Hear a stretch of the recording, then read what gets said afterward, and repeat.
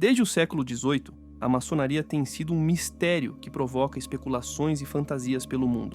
Seus símbolos enigmáticos e rituais secretos suscitam tanto fascínio quanto hostilidade, alimentando teorias sobre sua influência no poder político e econômico. Dizem que a maçonaria é secreta, mas não, ela é discreta. Durante a Segunda Guerra Mundial, essa hostilidade atingiu seu ápice.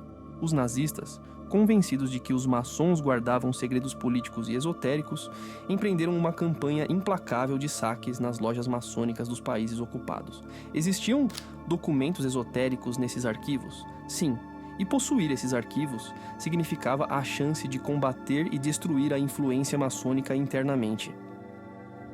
A maior coleção de arquivos maçônicos do mundo foi reunida. O que aconteceu com eles? O que eles contêm? Nossa investigação revela os segredos ocultos desses arquivos, uma jornada fascinante e sombria. 14 de junho de 1940. O exército alemão vitorioso entra em Paris, declarando a capital uma cidade aberta. Como a Bélgica e a Holanda, a França caiu nas garras de Hitler. Quando os nazistas chegaram, sua missão era clara: neutralizar e ocupar os centros de poder, que incluíam não apenas ministérios e partidos políticos, mas também a maçonaria. Toneladas de documentos sensíveis da polícia, relações exteriores, sindicatos e lojas maçônicas foram apreendidos. A maçonaria, intimamente ligada à Terceira República Francesa, viu suas lojas em Paris e Bordeaux invadidas repetidamente pela Wehrmacht e pela Gestapo, resultando na perda de toda a história registrada da maçonaria francesa entre junho de 1940 e fevereiro de 1941. Na visão da extrema-direita, especialmente dos nazistas, a maçonaria controlava os fios da democracia liberal na Europa Ocidental. Eles acreditavam que, ao vasculhar esses arquivos, encontrariam a chave para a resistência das democracias ocidentais à nova ordem europeia. Com a ascensão ao poder de Hitler, em 1933, as sociedades maçônicas enfrentaram uma nova era de repressão brutal. Na França, onde 49 mil maçons estavam ativos, a ordem era clara: dissolver todas as lojas maçônicas e eliminar sua influência. Nas zonas ocupadas, as lojas foram fechadas rapidamente e prisões em massa ocorreram, especialmente entre os líderes maçônicos. A propaganda nazista não perdeu tempo em culpar a maçonaria pela derrota militar, alimentando o ódio e a perseguição. A operação de saque das lojas maçônicas tinha várias frentes. Primeiro, o serviço de inteligência RSHA, que incluía a temida Gestapo, foi encarregado de confiscar documentos. A equipe militar de Alfred Rosenberg, ideólogo fervoroso e peça-chave na denúncia do judeu-bolchevismo maçônico, também desempenhou um papel central. Em julho de 1940, Hitler deu a Rosenberg a missão de vasculhar bibliotecas e arquivos dos inimigos do regime. Os alemães confiscaram todos os arquivos maçônicos que puderam encontrar. O que procuravam variava conforme o comando. Para Rosenberg, qualquer coisa esotérica ou espiritualidade inerente à maçonaria era de particular interesse. Ele acreditava que os maçons possuíam conhecimentos ocultos que poderiam ameaçar o regime nazista. Essa campanha implacável visava não apenas a destruição física das lojas maçônicas, mas também a erradicação de suas influências ideológicas e espirituais. Na mente dos nazistas, controlar os arquivos maçônicos significava controlar uma parte vital do conhecimento e poder esotérico, algo que temiam e desejavam eliminar a todo custo. Ao mesmo tempo, antissemita, anticatólico e anti-maçom, Alfred Rosenberg era um teórico da conspiração e acreditava que poderes ocultos governavam o mundo. Ele queria produzir provas. A partir do verão de 1940, a equipe militar de Rosenberg invadiu os arquivos maçônicos. Teorias da conspiração alimentaram a visão de mundo nacional socialista, mas também havia um ramo pagão de oficiais do regime que queriam uma nova religião germânica. Esse movimento místico, que era uma mistura de mitos nórdicos e antigas doutrinas ocultas, surgiu de uma organização secreta racista, a Sociedade Thule, que influenciou o Partido Nazista desde sua criação. A Sociedade Thule foi formada por uma loja maçônica dissidente, operando totalmente independentemente e muito voltada para o esoterismo. Os nazistas foram atraídos por sua filosofia e se inspiraram nela. Fundada em 1918, os membros da Thule incluíam figuras-chave futuras do regime, como Rudolf Hess, o braço direito do Führer, Hermann Göring e, claro, Alfred Rosenberg. Hitler desprezava sua sinistra suástica para impedi-lo de dissolver o grupo posteriormente, o qual era muito fanático aos seus olhos. Alfred Rosenberg foi fiel aos ensinamentos da Sociedade Thule e permaneceu convencido de que os arquivos dos maçons continham grandes segredos, como a pedra filosofal do alquimista, acreditada ter o poder de transformar chumbo em ouro. Mas focar apenas na obsessão de Rosenberg com o oculto seria esquecer que os arquivos também tinham grande importância política. Os alemães assumiram a sede do Grande Oriente na Rue Cadet, tomando posse dos arquivos. Tudo isso durou semanas, meses, então depois de um tempo, o regime de Vichy foi estabelecido e houve discussões entre Vichy e os alemães que disseram: devemos lidar com os maçons se ainda tivermos autoridade sobre alguns setores da zona ocupada e, portanto, esta é nossa responsabilidade. Isso significa que todos os pertences e arquivos dos maçons devem ser transferidos para nós. As sociedades secretas foram banidas e, nesse momento, foi criado o Departamento de Sociedades Secretas, que era parcialmente baseado na Biblioteca Nacional. A ideia era documentar tanto os assuntos atuais da maçonaria, então havia inteligência realizada pela polícia, quanto referenciar, criando uma biblioteca para o futuro. O diretor do Departamento de Sociedades Secretas era Benaf, um historiador anti-maçom. Ele publicou um boletim antimaçônico mensal. Com a ajuda de 100 funcionários zelosos, explorou os arquivos deixados pelos alemães. Fay e sua equipe mantinham registros de 150 mil pessoas de todas as obediências maçônicas, muitas vezes levando as coisas ao absurdo, mantendo arquivos de milhares de membros que já estavam mortos há muito tempo. Eles mantinham arquivos extensivos sobre cada um dos 15 mil membros da Grande Loja da França, incluindo sua carteira de identidade, as funções que ocupavam na loja, suas inclinações políticas, sua atividade sindical, suas crenças relativas aos valores da República. Às vezes, o conteúdo desses registros era extremamente prejudicial. Os funcionários públicos perdiam seus empregos e alguns eram processados e deportados. Em Premiere foi declarada a proibição de sociedades secretas, não apenas proibindo sua existência, mas também confiscando todas as suas propriedades. Esta foi a primeira grande lei antimaçônica e todos os funcionários públicos foram obrigados a declarar se já haviam sido maçons e jurar que nunca reentrariam em uma loja maçônica, se a maçonaria voltasse a existir na França. Vichy alistou maçons desertores para colaborar com o Departamento de Sociedades Secretas. Usando os arquivos e lojas, criaram um filme antimaçônico baseado nos rituais maçônicos daquela época. Foi um grande sucesso em Paris e depois viajou para Bordeaux e outras cidades da França. Os maçons belgas foram submetidos à mesma perseguição que seus irmãos franceses. Parte de seus arquivos foi saqueada pelos alemães e o resto foi usado por colaboradores belgas, os rexistas, que se instalaram em suas lojas. A caça estava em andamento.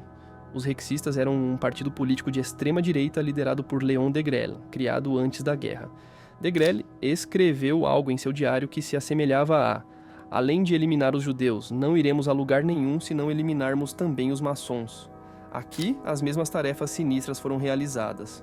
Mantinham registros sobre os maçons, publicavam nomes, ajudavam os alemães a capturar os irmãos que faziam parte da resistência. Uma escultura comemora 7 maçons que, no campo de concentração de Stevigans, criaram a loja Liberty Sherry. Não sabemos quantos maçons foram presos, sabemos quantos foram deportados, fuzilados ou morreram na prisão ou foram mortos em batalha em 1940. Esse número é pouco mais de 800. Na França e na Europa, a perseguição aos maçons não era comparável à dos judeus. Era principalmente por atos de resistência que os irmãos eram deportados, como Pierre Brossolette ou aqueles na rede Petrium Recuperare. Aqui, o ódio aos maçons atingiu seu ápice horrível. O sentimento antimaçônico existe desde o início da maçonaria. Começou em 1736 com a famosa bula papal do Papa Clemente XII denunciando os maçons. As teorias da conspiração maçônica se tornaram populares a partir do final do século XVIII e, no início do século XIX, começou a teoria da conspiração judaico-maçônica. Então, esses são conceitos muito antigos.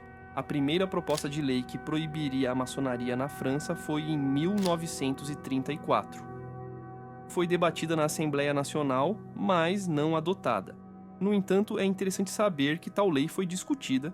A direita tendia a ser hostil ou desconfiada da maçonaria, assim como a Igreja Católica, especialmente os membros de alto escalão.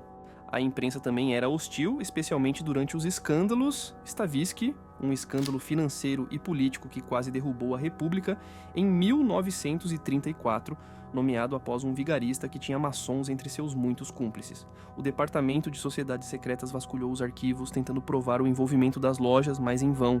Eles encontraram, no entanto, provas da influência política generalizada da maçonaria, especialmente sob a Terceira República Francesa. Enquanto isso, os alemães começaram a classificar suas milhares de caixas maçônicas, apenas uma parte dos milhões de arquivos saqueados de toda a Europa. Costumamos pensar que os livros judaicos e a arte, todas as coleções de arte judaica muito famosas da França, foram as primeiras coisas que foram levadas e as mais importantes. Mas, na verdade, foram os arquivos maçônicos que foram os primeiros bens culturais tomados pelo Einstopper Einstleider Rosenberg, e ele relatou a Berlim que havia tantos arquivos e tesouros culturais deixados para trás que precisávamos levá-los imediatamente para a Alemanha. A máquina de guerra nazista estava agora a todo vapor, mas para os alemães, o estudo dos arquivos ainda era considerado importante do ponto de vista estratégico. Por que os alemães confiscaram arquivos maçônicos?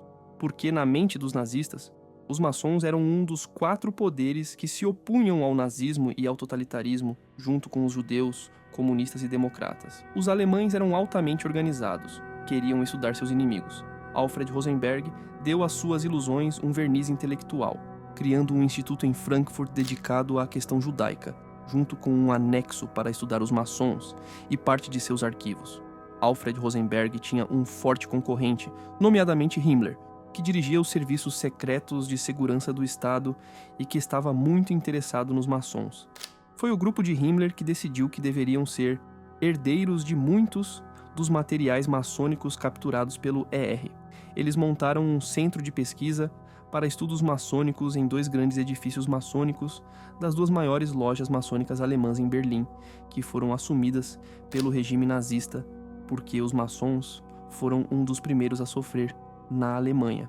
Esses edifícios se tornaram a sede da Gestapo, mas nos porões montaram abrigos à prova de bombas para as bibliotecas dos materiais que haviam coletado, primeiro de todas as lojas da Alemanha e depois, claro, da França e de outros países do Oeste, Bélgica, Holanda.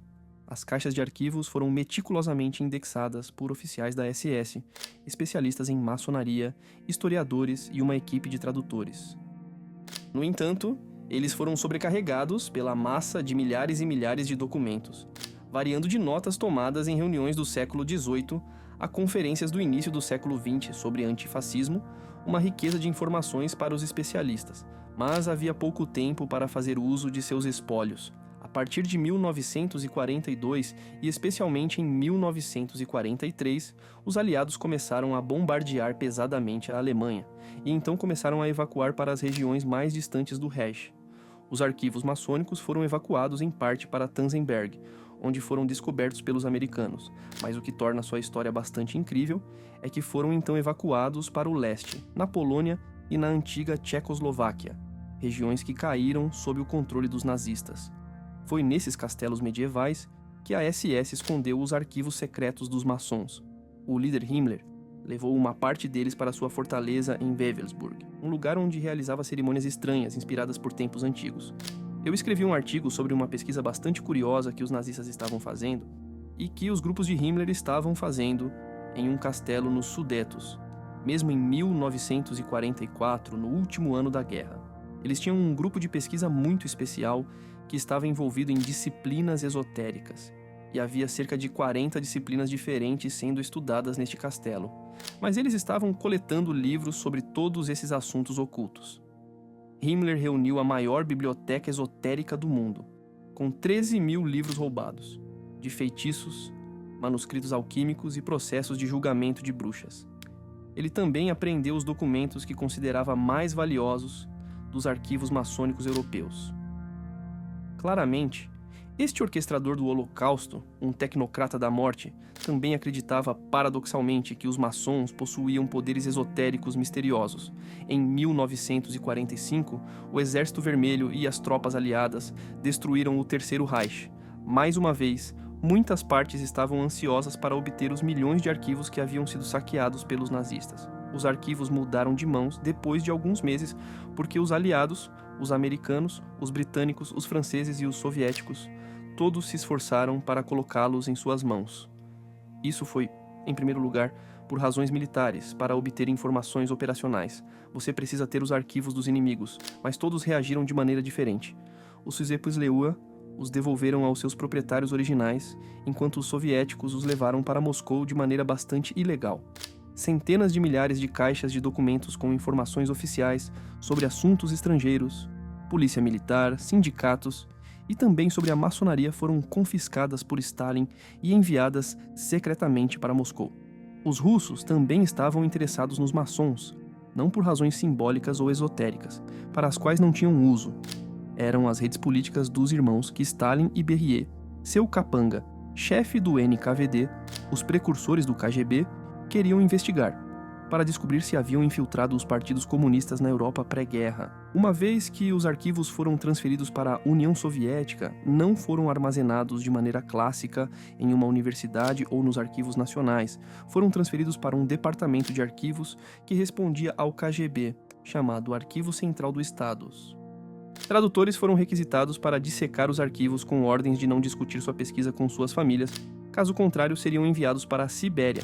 No meio de 1945, havia cerca de 1.500.000 desses arquivos em território soviético, e era imperativo que seu destino fosse determinado o mais rápido possível. Por isso, a liderança do NKVD realizou uma reunião especial onde foi decidido que eles criariam os arquivos especiais. Os especialistas russos foram sobrecarregados pela extensão dos espólios retirados da Alemanha, enquanto os europeus permaneciam convencidos de que esses documentos haviam desaparecido durante a guerra.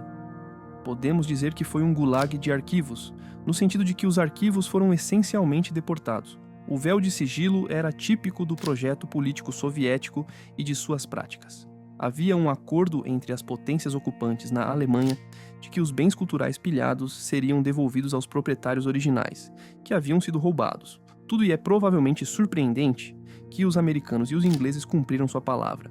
Eles montaram centros onde as pessoas vinham procurar o que havia sido levado, enquanto Stalin assinava os papéis entusiasticamente e devolvia 2 ou 3 documentos, dizendo que era tudo o que tínhamos, e depois mantinha isso em segredo pelos próximos 50 anos. No amanhecer da Guerra Fria, o renascimento da maçonaria e os círculos governantes europeus preocupavam Stalin. Os russos estavam em um estado de paranoia total. Primeiro, o centro operacional da OTAN estava no oeste, então você pode imaginar que eles fizeram tudo o que puderam para penetrá-lo. Mas era particularmente interessante para eles usar a maçonaria, que estava fortemente representada na OTAN, pois tinha muitos membros americanos, ingleses e franceses. Está claro agora que a maçonaria era uma tática para eles penetrarem nesse ambiente. Os arquivos especiais existiram por 53 anos, de 1946 até 1999. A maioria dos documentos havia sido estudada, traduzida, resumida, padronizada, catalogada, e chegou o momento de tornar os registros públicos.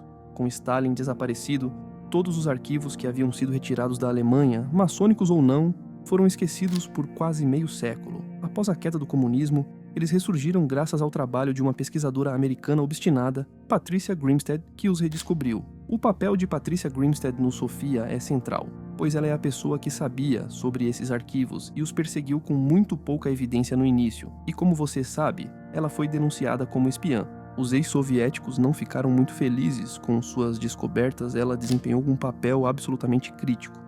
Foi no final de 1990, em outubro, e eu estava trabalhando com um colega ucraniano que teve permissão para entrar nos arquivos. Ele saiu correndo até mim e disse: "Oh, querida, eu não posso fazer isso mais porque há todas essas assinaturas de Beria que eu vi." Laurent Beria, apelidado de Himmler russo, o homem por trás da tortura e deportações de qualquer um que desafiasse o comunismo. Então, cerca de uma semana depois, eu recebi permissão para voltar aos arquivos e ver mais desses documentos. Encontrei uma pasta ultra-secreta sobre a apreensão pelo Smersh, o grupo soviético de contra-espionagem. Beria havia enviado instruções para uma equipe especial ir a uma pequena vila nos Sudetos.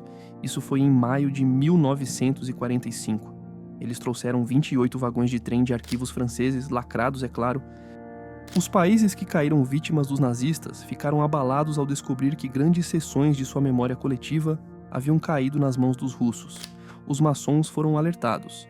Assim que tive a confirmação de que existiam arquivos maçônicos em algum lugar de Moscou, organizei um grupo especial. Eles descobriram que havia cerca de 28 mil arquivos. As caixas estavam numeradas e bem organizadas, como você pode imaginar que seria o caso da administração soviética da época. As negociações começaram muito rapidamente. A França organizou missões tanto diplomáticas quanto de serviços secretos para examinar o que estava lá, e a partir daí, os arquivos franceses começaram a ser devolvidos. Mas isso não foi sem resistência, porque a Duma russa considerava esses documentos um tesouro nacional, que eram reparações de guerra. O ministro das Relações Exteriores era Laurent Fabius. Eu tinha alguns contatos em seu escritório, então sabia que eles estavam relutantes porque os russos têm dificuldade em devolver o que tomaram dos outros, mas dos nazistas em particular, durante toda a história da União Soviética.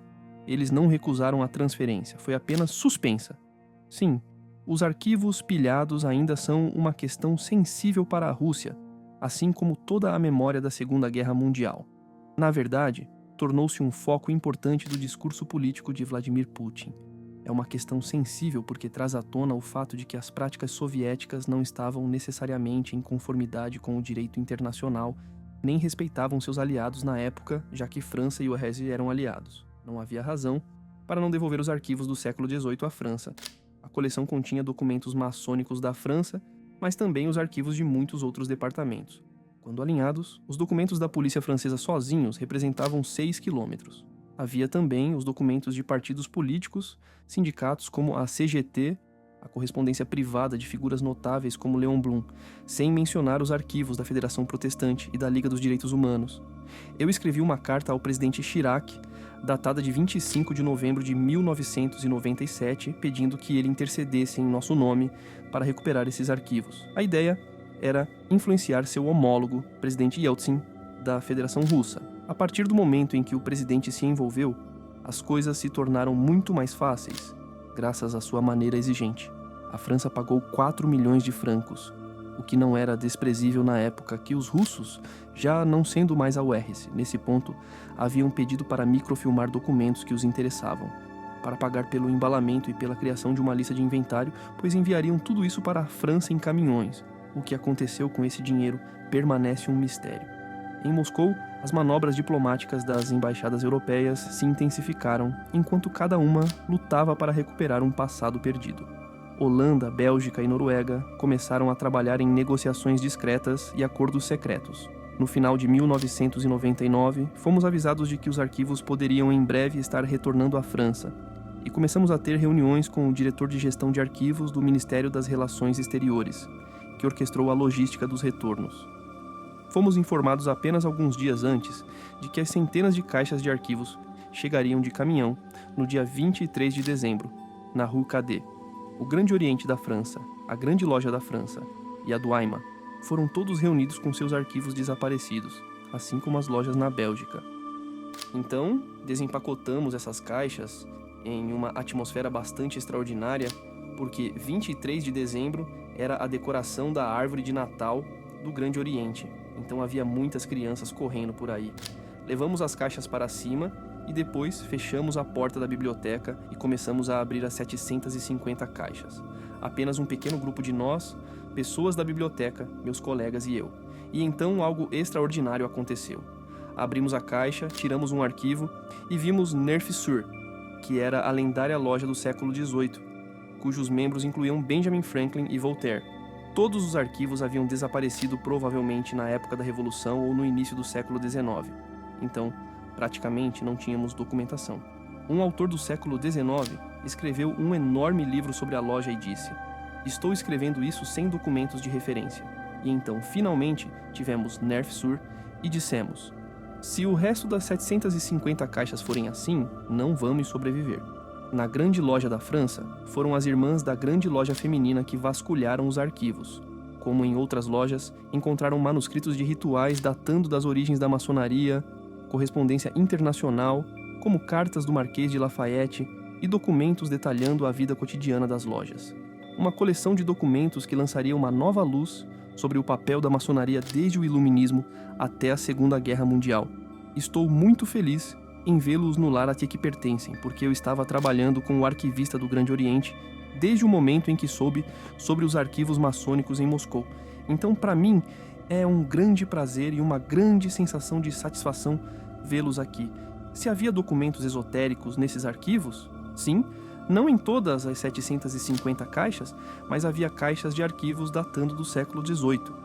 E no século XVIII havia vários ramos da maçonaria. Um ramo muito alinhado com o iluminismo, como o de Nerf-Sur, inspirado pelas ideias de Voltaire ou Rousseau.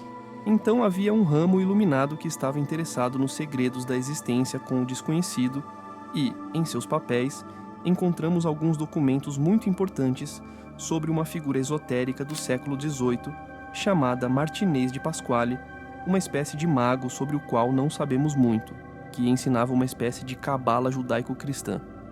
Martinez de Pasquale, um dos grandes enigmas da maçonaria. Ele apareceu no meio do século XVIII e fundou uma nova ordem maçônica onde irmãos entusiastas do oculto podiam praticar magia. Mas reduzir os maçons a tais práticas esotéricas seria se entregar a fantasias, assim como os nazistas fizeram. Os arquivos também são uma ótima maneira de desmistificar a maçonaria, especialmente para aqueles que não sabiam muito sobre ela, e mostrar que éramos vitais para a cultura europeia que se cristalizou em torno do século XVIII, uma cultura que continua ou deveria continuar a nos inspirar. O que fascina o público sobre a maçonaria e continua a atrair novos candidatos é, de fato, seu lado esotérico e simbólico. Se ainda funciona tão bem hoje, é porque nas últimas décadas vimos um declínio na religião, e aqueles que vão às lojas encontram uma espiritualidade lá que não podem encontrar em outro lugar. Nossos símbolos não estão lá para assustar você. Nossos símbolos permitem que você trabalhe em si mesmo. Obviamente, não podemos explicar todos os aspectos disso ao público, mas as pessoas têm que parar de pensar que controlamos tudo nos bastidores. Não, estamos apenas trabalhando em nós mesmos. A maçonaria é associada aos poderes dominantes porque, historicamente, no final do século XIX, a maçonaria era uma espécie de alternativa de partido político. Quando não havia partidos políticos, quem criava as plataformas políticas? Bem, o Grande Oriente e suas lojas. A separação da Igreja e do Estado, a lei das associações, a educação nacional, a lei das férias pagas em 1936. Tudo isso veio das lojas, mas era uma outra era. Hoje, os partidos políticos são totalmente independentes e não precisam de nossas lojas. Então essa fantasia de que os maçons governam a França precisa parar. Se a influência política da maçonaria diminuiu, algumas redes permanecem ativas nos setores econômicos. E escândalos que fazem manchetes frequentemente levam o público a confundir a maçonaria com os jogadores desses assuntos. Os maçons foram um dia os mestres do mundo?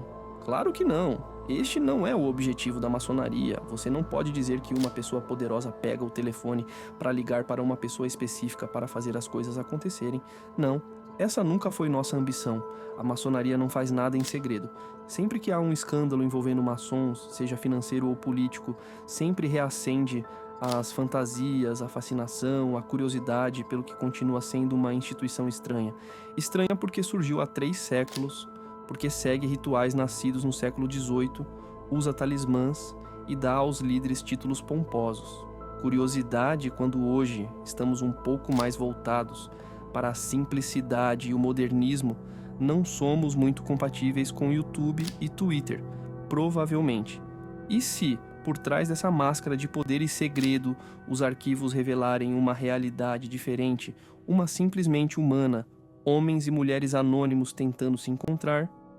Se há apenas uma lição a ser aprendida com os arquivos maçônicos, eu diria que partidos políticos de direita ou esquerda colocam a sociedade em risco quando são extremos.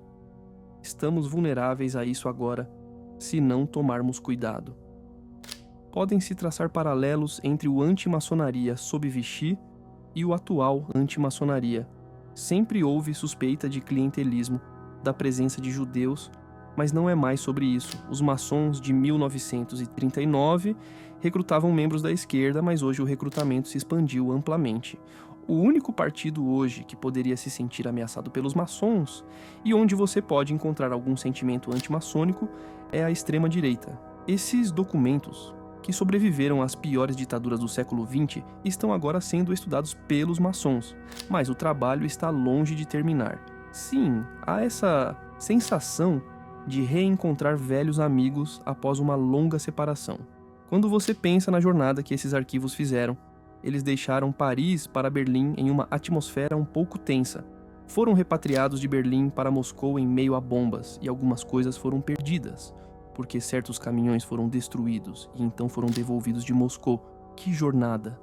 Então, após 50 anos de ausência, os documentos do Grande Oriente voltaram para a Rue Cadet. A grande loja da França também recuperou seus documentos. Mas e quanto às suas memórias? Estamos certos de que alguns arquivos não foram devolvidos, a maioria foi, e de fato foi ótimo ver que havia tanto registros históricos quanto registros mais comuns sobre a vida cotidiana da maçonaria. Então isso é bastante empolgante porque eles não tinham sido organizados. Mas alguns documentos ficaram em Moscou e no antigo bloco oriental. Alguns arquivos foram recentemente redescobertos em Minsk, na Bielorrússia, mas acho que ainda podemos descobrir mais arquivos ou livros, por exemplo, talvez as bibliotecas das lojas na Polônia, sim, há uma boa chance. Nos arquivos centrais do Exército Vermelho, nos subúrbios de Moscou, foram encontradas dezenas de caixas contendo os espólios não retornados dos nazistas, rituais maçônicos de altos oficiais, manuscritos alquímicos, relatos de redes antifascistas pré-guerra. Esses milhares de documentos inestimáveis ainda estão esperando para vir à tona. A redescoberta dos arquivos maçônicos trouxe à tona histórias e segredos enterrados, lançando luz sobre as atividades maçônicas e suas influências políticas. Esses documentos não apenas revelaram a importância da maçonaria no avanço de ideias políticas e sociais durante o Iluminismo, mas também destacaram aspectos esotéricos, muitas vezes distorcidos ao longo dos anos. Os nazistas viam a maçonaria como uma ameaça devido à sua estrutura e redes influentes. Alfred Rosenberg e outros líderes nazistas acreditavam que os maçons possuíam conhecimentos esotéricos para manipular eventos globais. Esta paranoia levou à criação de teorias da conspiração que justificavam perseguições e o roubo de arquivos. Esses arquivos eram usados não apenas para entender os maçons, mas também para criar propaganda, demonizando-os como marionetes de uma conspiração judaico-bolchevique. Os documentos revelaram a extensão da influência maçônica na Terceira República Francesa, mostrando seu envolvimento em reformas sociais e políticas. Os maçons promoveram a separação entre igreja e Estado, a educação pública e gratuita e outras causas progressistas, atuando como uma força motriz para o progresso social. Os maçons estavam profundamente envolvidos na elaboração de leis que promoviam a justiça social. Exemplos notáveis incluem a Lei de Associações de 1901, que permitiu a formação livre de sindicatos e outras associações, e a campanha pela educação secular e gratuita. Os documentos esotéricos encontrados nos arquivos oferecem uma visão fascinante sobre as crenças e práticas ocultas de alguns maçons. Figuras como Martinez de Pasquale emergem como mestres do misticismo, promovendo uma cabala judaico-cristã que buscava compreender e manipular forças espirituais. Martinez de Pasquale fundou a Ordem dos Cavaleiros Maçons Elos Coens do Universo, praticando rituais para invocar anjos e influenciar o destino através de práticas esotéricas. Os documentos encontrados nos arquivos oferecem uma visão detalhada desses rituais e filosofias subjacentes. A trajetória dos arquivos, de Paris a Berlim e depois a Moscou, é um testemunho das tumultuadas marés da história. Esses documentos foram testemunhas silenciosas de regimes caindo e ascendendo, de ideologias colidindo e de uma Europa em constante transformação. Os arquivos sobreviveram à Segunda Guerra Mundial e à Guerra Fria. Guardados em segredo pelo regime soviético, esses documentos foram meticulosamente catalogados e estudados, mas também ocultados do resto do mundo. O retorno dos arquivos maçônicos à França marcou o início de uma nova era de pesquisa e compreensão. Historiadores e maçons agora tinham acesso a uma vasta coleção de documentos que ofereciam insights incomparáveis sobre a história da maçonaria. A recuperação desses documentos foi um processo delicado. Após décadas de armazenamento inadequado, muitos estavam em condições frágeis. A restauração exigiu um esforço coordenado de conservadores e historiadores para garantir a preservação dessas peças preciosas da história. A maçonaria é mais do que uma organização secreta. É um movimento que moldou o mundo através de ideais de iluminação, igualdade e fraternidade. Sua influência na política, sociedade e cultura europeia é profunda e duradoura. Hoje, a maçonaria continua a influenciar a sociedade. A rede global de maçons promove ideais de justiça social, igualdade e filantropia, embora de maneira menos visível e diretamente envolvida na política. A redescoberta dos arquivos reforçou a relevância contínua dos ideais maçônicos no mundo contemporâneo. Em tempos de crescente polarização política e social, os princípios de fraternidade, igualdade e busca pela verdade defendidos pelos maçons são mais pertinentes do que nunca. Os maçons são conhecidos por sua busca incansável pela verdade e compreensão. Esta busca é espiritual, intelectual e moral, e os arquivos mostram como os maçons se empenharam em entender o mundo e promover o bem comum. O século XXI apresenta novos desafios e oportunidades para a maçonaria. À medida que a sociedade evolui, a maçonaria também deve se adaptar, mantendo-se fiel aos seus princípios fundamentais, enquanto responde às necessidades das novas gerações. A maçonaria moderna enfrenta o desafio de permanecer relevante em um mundo cada vez mais digital e conectado. Para atrair novos membros, as lojas maçônicas estão adotando novas tecnologias e abordagens, valorizando a tradição e os rituais que definem a maçonaria. A recuperação e estudo dos arquivos maçônicos são vitórias para historiadores e para a maçonaria. Esses documentos são testemunhos da resiliência e relevância da maçonaria. Eles lembram da capacidade humana de buscar a verdade, mesmo diante de adversidades, e da importância de preservar nosso patrimônio cultural e intelectual. Os arquivos maçônicos, agora acessíveis, continuam a oferecer insights valiosos e a inspirar aqueles que buscam compreender o impacto duradouro da maçonaria na história mundial. Eles são uma fonte inestimável de conhecimento e uma lembrança poderosa de um legado que moldou e continua a moldar o mundo em que vivemos. Com os arquivos agora amplamente disponíveis, há um potencial significativo para novas pesquisas e descobertas. Acadêmicos e historiadores estão apenas começando a explorar a profundidade de informações contidas nesses documentos. As próximas décadas provavelmente revelarão ainda mais sobre o impacto da maçonaria na formação de políticas sociais e culturais em todo o mundo. O impacto contínuo da maçonaria na sociedade contemporânea pode ser visto em várias iniciativas sociais e filantrópicas. As lojas maçônicas ao redor do mundo continuam a apoiar causas humanitárias, promover a educação e defender os direitos humanos. Este compromisso com a melhoria da sociedade reflete os valores fundamentais da maçonaria e seu desejo de deixar um impacto positivo duradouro. Um dos principais focos da maçonaria é a promoção da educação. Através de bolsas de estudo, apoio a instituições educativas e programas de mentoria, os maçons continuam a desempenhar um papel vital na promoção do conhecimento e do desenvolvimento pessoal. Este compromisso com a educação está enraizado na crença maçônica de que o conhecimento é uma ferramenta essencial para a liberdade e o progresso. No século XXI, a maçonaria está se adaptando ao mundo digital. As lojas estão usando plataformas online para reuniões e comunicações, permitindo que os membros se conectem globalmente. Esta adaptação tecnológica está ajudando a maçonaria a atrair uma nova geração de membros e a continuar sua missão de promover a fraternidade e a iluminação em um mundo cada vez mais conectado. Um aspecto importante da adaptação tecnológica é a digitalização dos arquivos maçônicos.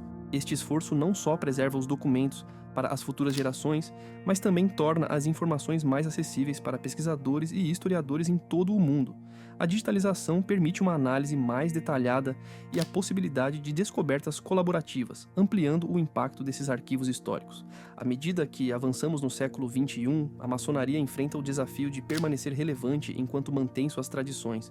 A organização deve continuar a se adaptar às mudanças sociais e tecnológicas, ao mesmo tempo em que preserva os valores que a tornaram uma força influente ao longo dos séculos. A maçonaria tem a oportunidade de continuar a ser uma força para o bem na sociedade moderna. Ao focar em causas sociais, promover a educação e adaptar-se às novas tecnologias, a maçonaria pode manter sua relevância e continuar a influenciar positivamente o mundo ao seu redor.